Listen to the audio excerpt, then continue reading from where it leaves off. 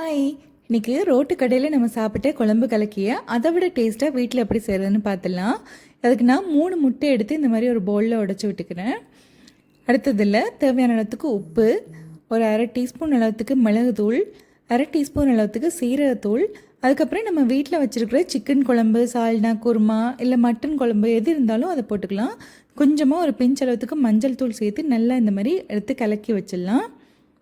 பாருங்கள், நம்ம கலக்கின முட்டை கலவை ரெடி ஆகிடுச்சு. அடுத்தது சூடான தோசைக்கல்லில் கொஞ்சமாக எண்ணெய் விட்டுடலாம்.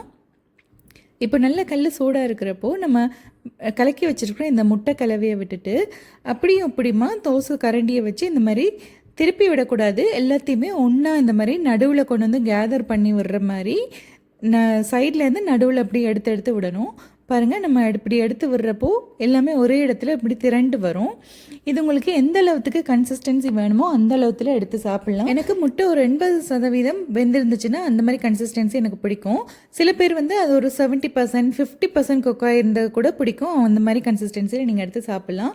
பாருங்கள், இந்த மாதிரி நான் எல்லாமே நல்லா திரட்டி எடுத்துகிட்டு ஒரு பிளேட்டில் விட்டுட்டு மேலே கூடவே கொஞ்சமாக சிக்கன் சால்னா இன்னும் கொஞ்சம் விட்டுடலாம்.